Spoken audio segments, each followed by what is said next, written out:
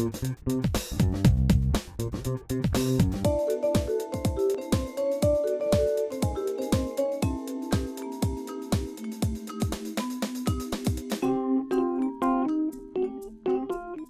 le parc, en tout cas pour moi, puisqu'il y a un bout du site Natura 2000 du Morvan, du Nord Morvan, qui est déjà sur la commune de Magny. Alors ici on n'est pas dans le site, mais ça court le long du Cousin.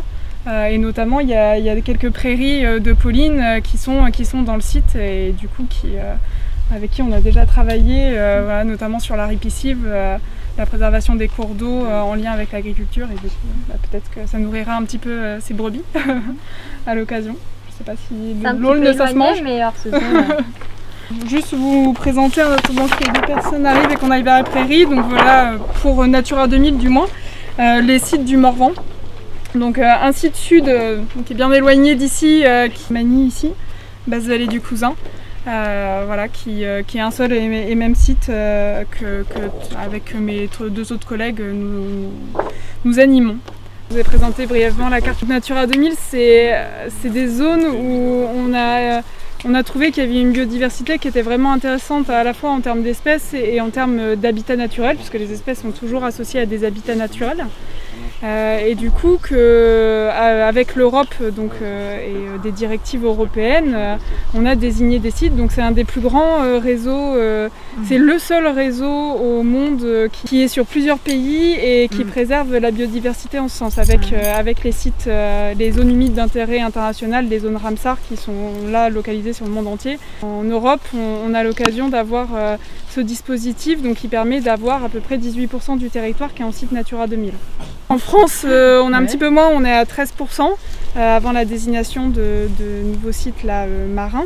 Mais voilà, ça reste quand même un programme qui va permettre d'associer, c'est vraiment associer les enjeux écologiques avec les enjeux socio-économiques.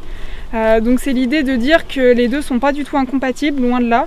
Qu'on peut faire de la production, comme ici de la production laitière ou de la production de viande, parce que majoritairement le Morvan c'est du charolais viande, tout en préservant les habitats naturels, voire même on en a besoin de cette agriculture pour préserver les habitats naturels qu'on a ici dans le Morvan, notamment les prairies, parce que si on n'a pas d'élevage, on a de la forêt. En Natura 2000, on a plusieurs outils. On a un outil contractuel, donc il s'agit de mesures contractuelles où les agriculteurs s'engagent à faire un certain nombre de pratiques qui sont favorables à la biodiversité.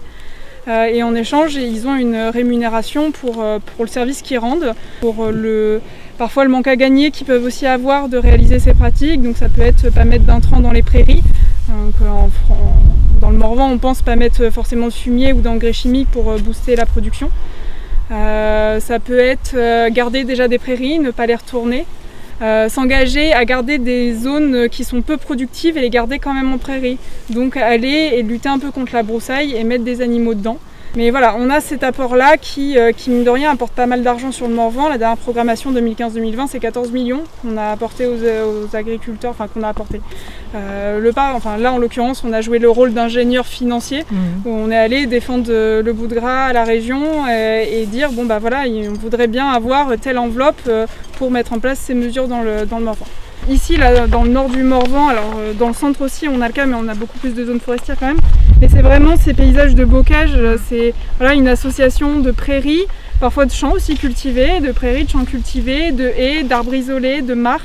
Et tout ça, c'est des écosystèmes qui sont vraiment diversifiés parce qu'en fait, on a beaucoup de micro-écosystèmes qui sont imbriqués les uns dans les autres. C'est une mosaïque de milieux qui est absolument formidable pour l'accueil d'espèces. Notamment celle-ci, voilà, c'est des petits outils qu'on a fait. Des chauves-souris, un petit peu dans le nord ça commence à venir, un petit crapaud jaune qui s'appelle le sonneur à ventre jaune. Il a le ventre tacheté de jaune et noir. Ils sont mignons, il est tout petit, il est comme ça. Beaucoup d'oiseaux aussi, donc là on a la pie-grièche qui est ici et le tarier pâtre, qui sont deux oiseaux de bocage parmi d'autres. On a aussi, vous devez voir aussi pas mal des milans volés en ce moment. Des buses aussi, qu'on voit un peu plus souvent, mais les milans notamment, qui aiment bien ces milieux découverts.